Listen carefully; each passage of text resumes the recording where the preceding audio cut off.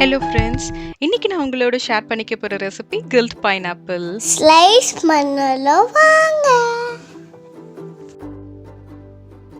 பொதுவாகவே கிரில்லிங் அப்படின்னாலே நமக்கு நான் வெஜிடேரியனில் சிக்கன், ஃபிஷ், ப்ரான், மட்டன்னு நிறைய வெரைட்டி இருக்கும்.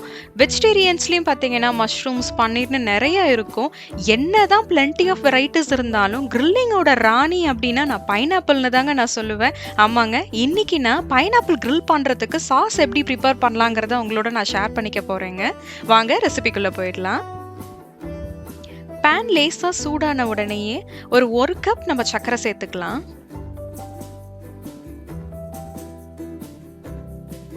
சேர்த்துட்டு ஒரு 1/4 கப் போல் தண்ணி சேர்த்துக்கலாம். சர்க்கரை தண்ணி ரெண்டும் நல்லா கலந்து வர வரைக்கும் மிக்ஸ் பண்ணி விட்டுடலாம்.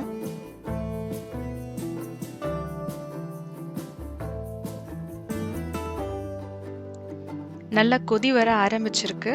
இந்த சமயத்தில் இன்னும் ஒரு 1/4 கப் போல் தண்ணி சேர்த்துக்கலாம். நல்லா கொதி வந்ததுக்கு அப்புறமா பட்டை தூள் கொஞ்சமாக சேர்த்துக்கலாம்.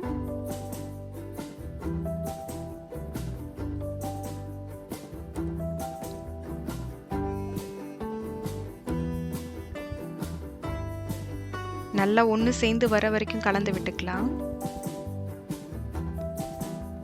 சர்க்கரை நல்லா கேரமலைஸ் வர வரைக்கும் கொதிக்க விட்டுக்கலாங்க. காரத்துக்கு தகுந்த மாதிரி மிளகாத்தூள் சேர்த்துக்கலாம். நான் 1 டேபிள் ஸ்பூன் சேர்த்துக்கிறேன். சீரகத்தூளை பொறுத்த வரைக்கும் நான் ஃப்ரெஷ்ஷாக வறுத்து பொடிச்சிருக்கேன், கொஞ்சம் ஃப்ளேவர் நல்லா இருக்குங்கிறனால. உப்பும் சேர்த்து எல்லாம் ஒன்று சேர்ந்து வர வரைக்கும் கலந்து விட்டுக்கலாம். கலந்துட்டு ஒரு 2 நிமிஷம் கொதிக்க விட்டுக்கலாம். ஜிஞ்சர் பவுடர் ஒரு 1/2 டீஸ்பூன் வரைக்கும் கூட சேர்த்துக்கலாங்க, உங்களுக்கு ஃப்ளேவர் நல்லா பிடிக்கும் அப்படின்னா.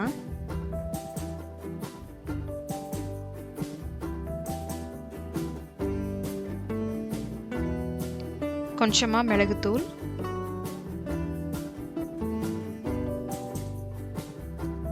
கரெக்டான பதத்தில் இருக்குங்க. இந்த ஸ்டேஜில் விப்பிங் க்ரீம் ஆட் பண்ணிக்கலாம்.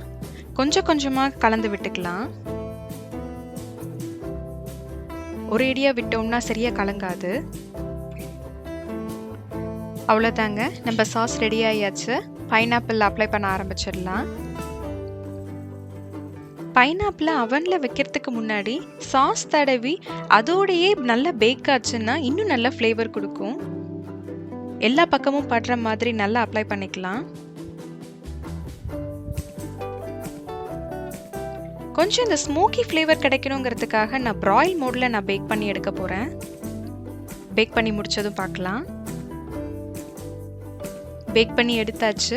கமன் வாசனையோட ஜூஸியான பைனாப்பிள் ரெடி ஆயாச்சுங்க. சர்வ் பண்ணுறதுக்கு முன்னாடி கேரமல் சாஸை அதுக்கு மேலே விட்டு அதுக்கப்புறம் சாப்பிட ஆரம்பிக்கலாம். ரொம்ப டேஸ்ட்டாக இருக்கும்.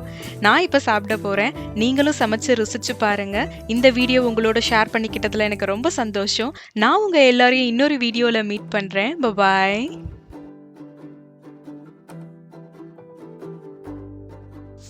திரும்பவும் ஸ்லைஸ் பண்ணலாம். Thanks for watching. If you want to see more videos, please subscribe our channel. Bye.